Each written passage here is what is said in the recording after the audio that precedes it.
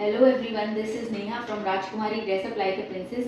और जैसा कि आप सभी लोग जानते हैं, हम इस चैनल पे कुछ अपने प्रोडक्ट्स डिस्प्ले करते हैं और नए कलेक्शन के बारे में कुछ बातें करते हैं। और साथ ही साथ हम थोड़ी बहुत टॉपिक्स, बिजनेस से रिलेटेड टॉपिक्स भी लेके आते हैं जिनके ऊपर हम डिस्कशन करते हैं। तो आप लोग देख सकते हो, आज का जो टॉपिक है वो है pros and cons of selling products on market places. तो जब कोई ऑनलाइन बिजनेस करना स्टार्ट करता है तो उसके पास एक बढ़िया ऑप्शन होता है कि वो अपने प्रोडक्ट्स को डिफरेंट मार्केट प्लेसेस पे सेल कर सके। जैसे कि आज की डेट में इंटरनेट पर हमारे पास हजारों मार्केट प्लेसेस की वेबसाइट्स अवेलेबल हैं।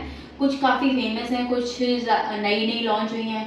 इवन आई थिंक हर महीने 3-4 नए मार्केट प्लेसेस लॉन्च हो जाते हैं। कुछ चल पाते हैं और कुछ बंद भी हो जाते हैं, कुछ प्रॉफिट में हैं, कुछ लॉस में भी हैं।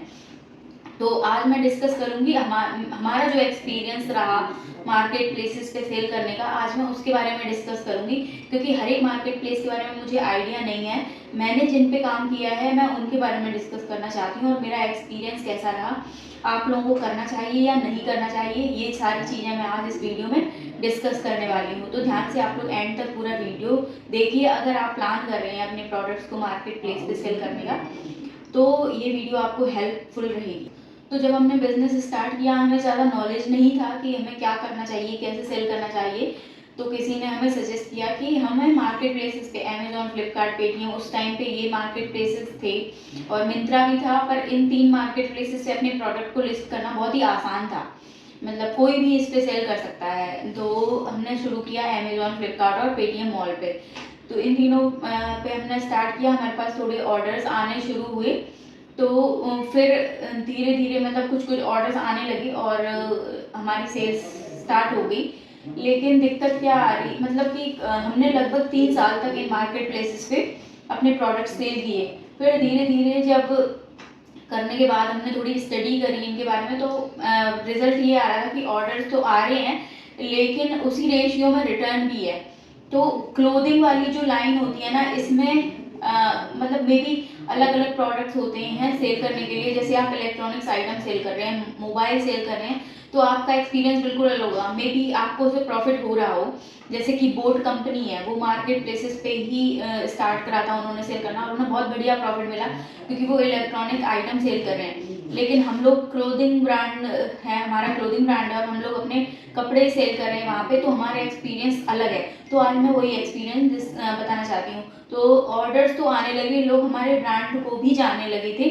लेकिन दिक्कत क्या थी, रिटर्न जो आने की वजह से हमारे पास मतलब कुछ भी बचता नहीं था, कोई प्रॉफिट नहीं था। इवन कभी कभी हमें लॉस भी हो जाता था रिटर्न इतने ज़्यादा आ जाने की वजह से। तो ये मेन प्रॉब्लम थी। इसलिए फिर हमने 3 साल बाद हमने सारी चीज़ें एनालाइज करने के बाद हमने मार्केट प्लेसेस पे सेल करना बंद कर दिया, तीनों पे, फ्लिपकार्ट, अमेजोन और पेटीएम, तीनों, पेटीएम और तीनों पे। क्योंकि वहाँ से मतलब कुछ जब हम रेवेन्यू ही नहीं जनरेट कर पा रहे, कुछ प्रॉफिट ही नहीं हो रहा, तो फिर वहाँ पे अपना टाइम वेस्ट करने का कोई फ़ायदा नहीं था। इसलिए हमने एक स्ट्रिक्ट डिसीजन लिया और हमने सब पे सेल करना बंद कर दिया। हमने फोकस किया सिर्फ अपनी वेबसाइट पे और अपने मतलब सोशल मीडिया, जो डायरेक्टली हमारे पास सोशल मीडिया के थ्रू या कैसे भी ऑर्डर आ रहे थे, हमने बस उन पे फोकस किया। तो इसमें सबसे मतलब प्रॉस एंड कॉन्स डिस्कस करने हैं। तो प्रॉस मेरे हिसाब से ये है इसका कि हमारी एक थोड़ी सी ब्रांड वैल्यू और ब्रांड इमेज बन जाती है इन पे सेल करने से। बाकी एज सच अगर in terms of money revenue हम लोग बात करें तो इसमें कुछ ज़्यादा प्रॉफिट नहीं होता है। दूसरे कॉन्स तो बहुत सारे हैं इसके। तो सबसे पहले मैं बताना चाहूँगी कि मतलब बहुत सारी एजेंसीज भी हैं जो आपके प्रोडक्ट्स की लिस्टिंग और ऑर्डर्स वगैरह ये सारी चीज़ें मैनेज करने वाली बहुत सी एजेंसीज हैं। अमेजोन ने ही सेट कर रखी हैं। तो ये एजेंसी क्या करती हैं, आपके प्रोडक्ट को लिस्ट कराना हुआ और उनको सेल करना और उनके कैंपेन चलाना, ये सारा काम वो एजेंसीज हैंडल करती हैं। लेकिन इसका भी कोई फ़ायदा नहीं। आप एजेंसीज को पैसा देते हो और वो अपना दिखाने के लिए कि हाँ मैं आपके, देखिए मैम हमारे ज्वाइन करने के बाद कितने ऑर्डर्स आ रहे हैं, वो लोग क्या करते हैं, फेक ऑर्डर्स क्रिएट करते हैं जिससे कि आपको दिखता है भाई बहुत सेल हो रही है, बहुत सारे ऑर्डर्स आ रहे हैं, और जो ये फेक ऑर्डर होते हैं ना, ये कुछ टाइम बाद कैंसिल हो जाते हैं या फिर वो रिटर्न आ जाते हैं आपके पास। तो वो दिखाते हैं एजेंसी की, देखिए हमने ये कैंपेन चलाई तो देखो आपके पास कितने ऑर्डर आ गए, ये आपकी सेल हो गई, पूरे मंथ की ये सेल देखिए आप 20 लाख 25 लाख हो गई।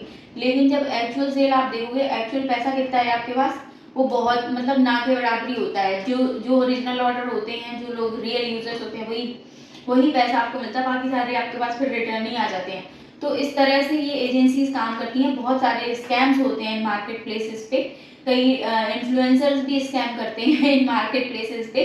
वो क्या करते हैं, प्रोडक्ट ऑर्डर करते हैं, फिर उनको पहन पहन के वो उनकी अपना प्रमोशन करते हैं। उसके बाद वो टैग हटाते नहीं, क्योंकि उन्हें तो बस फोटोज खींचने होते, वीडियोज, इनमें टैग नहीं दिखते कपड़ों में, और फिर वो रिटर्न कर देते हैं। तो इस तरह, क्योंकि इनकी रिटर्न पॉलिसीज इतनी ज़्यादा मतलब बायर स्पेसिफिक हैं, सेलर स्पेसिफिक कोई रिटर्न पॉलिसी नहीं है इनकी। ये बस अपने नंबर ऑफ यूजर बढ़ाने के लिए सारे मार्केट प्लेसेस ने इजी रिटर्न, इजी एक्सचेंज कर रखा है, जिसमें सबसे ज़्यादा वॉट सेलर की लगती है। क्योंकि मैंने तो एक्सपीरियंस करा है 3 साल में, तो मेरा एक्सपीरियंस बहुत ही ख़राब रहा है।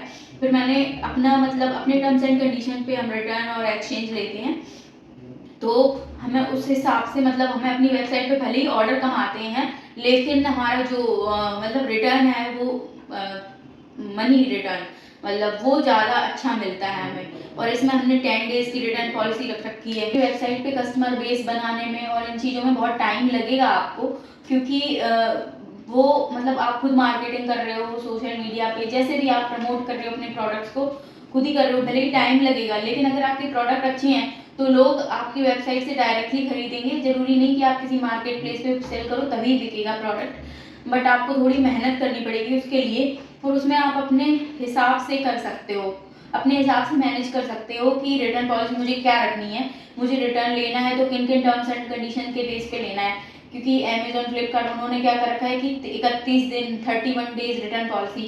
तो इसमें क्या होता है कि कस्टमर ले लेते हैं, पार्टी करते हैं, पहन लेते हैं प्रोडक्ट, उसके बाद रिटर्न कर देते हैं। ऐसा मैंने फील किया। बल्कि अमेजोन और ये फ्लिपकार्ट क्लेम दे देते हैं, अगर आप लोगों को कुछ प्रोडक्ट ख़राब मिल गया या कोई दिक्कत आ गई तो वो रिटर्न के पैसे आपको देंगे। लेकिन अगर उसमें परफ्यूम की स्मेल आ रही है तो आप उसका क्या प्रूफ दे सकोगे कि ये पहना हुआ प्रोडक्ट रिटर्न किया है। तो जब तक वो खुद उनकी टीम चेक नहीं कर लेती है कि जो भी रिटर्न का आप रीज़न दे रहे हो क्लेम के लिए रिटर्न प्रोडक्ट का, अगर वो वैलिड नहीं लगता है उनको, तो वो आपके क्लेम के पैसे नहीं देते हैं। तो मे बी अब प्रोसेस सुधर गई हो, क्योंकि हमने तो 3 साल पहले किया था। जो भी मेरा उस समय का एक्सपीरियंस है मैं वो बता रही हूँ। मे बी अब इन्होंने कुछ कमीशन कम कर दिया हो या कुछ और भी चेंजेस लाए होंगे, क्योंकि काफ़ी सारे सेलर्स ने अमेजोन, फ्लिपकार्ट, पेटीएम, इन सब पे सेल करना बंद कर दिया है। लॉसेस जिनको पता चल गया कि भाई मुझे लॉस हो रहा है, उन्होंने बंद कर दिया है इन पे सेल करना।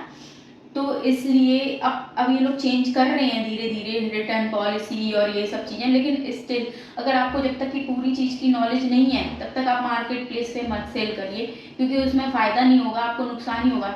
एक केस स्टडी मैंने मीशो की भी पढ़ी थी, जिसमें एक लड़के ने बिजनेस स्टार्ट किया और उसने अपने प्रोडक्ट्स को मीशो पे सेल करना शुरू किया। उसके बाद उसके पास तो बहुत ऑर्डर्स आए, उसने टीम बढ़ा, मतलब 3-4 दिन में उसके पास अनएक्सपेक्टेड ऑर्डर आए। तो फिर उसने सोचा कि इतने ऑर्डर आ रहे हैं, मैं टीम बढ़ा लेता हूँ। उसने बंदे हायर कर लिए। उसके बाद मतलब रिटर्न आना उसके पास 10-15 दिनों बाद शुरू हुई। तो उसके बाद जितने उसके पास ऑर्डर आए थे उतने मतलब 4-5 ही ऑर्डर सक्सेसफुली डिलीवर हुए, बाकी सारे तो रिटर्न आ गए। तो उसे बहुत लॉस हुआ और इतना बड़ा झटका वो झेल नहीं पाया वो बंदा, और फिर मतलब उसे हॉस्पिटलाइज होना पड़ा।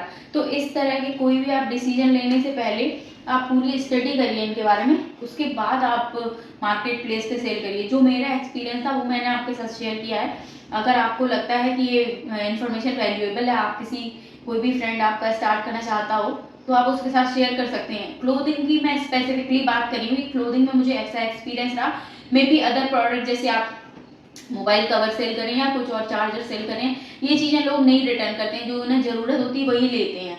तो मे बी इनमें अलग एक्सपीरियंस रहे, पर क्लोथिंग का अलग एक्सपीरियंस था जो कि मैंने आपके साथ शेयर किया। क्योंकि जो भी इंडिया की पॉपुलेशन है, जैसी उनकी सोच है, तो वो हर चीज़ को यूज़ करना चाहते हैं, तो जेन्युइन नहीं होते हैं बायर्स सारे के सारे।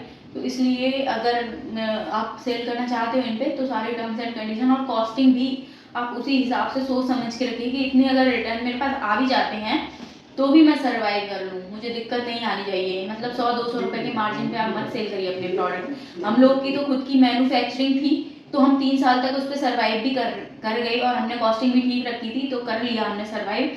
लेकिन अगर आप कहीं से ट्रेड कर रहे हो, आप बाय एंड सेल कर रहे हो, आप नहीं उस पर प्रॉफिट कमा सकते हो जब तक कि आपने 3 गुना प्राइस नहीं रखा होगा। तो ये सारी चीज़ें हैं जो कि बहुत ज़रूरी है ध्यान देना, तभी आप उस पर काम कर सकते हैं, मार्केट प्लेसेस पे सेल कर सकते हैं। मैं तो रिकमेंड नहीं करूँगी, अगर क्लोथिंग का बिजनेस है तो मार्केट प्लेस पे करें, लेकिन अगर फिर भी करना चाहते हैं तो सारी चीज़ें और भी जगह से, और भी सोर्सेज से आप कलेक्ट करिए, पढ़िए उन्हें, देन स्टार्ट करिए अपना business. Thank you. I hope ये वीडियो कुछ इन्फॉर्मेटिव लगी होगी आप लोगों को, और इसी तरह की और भी वीडियोस के लिए सब्सक्राइब करिए हमारे यूट्यूब चैनल को, एंड इसी तरह से देखते रहिए वीडियोस को, और हमें मोटिवेशन मिलेगी। अपने फ्रेंड्स के साथ शेयर करिए, लाइक करिए इसको। Thank you so much, bye bye.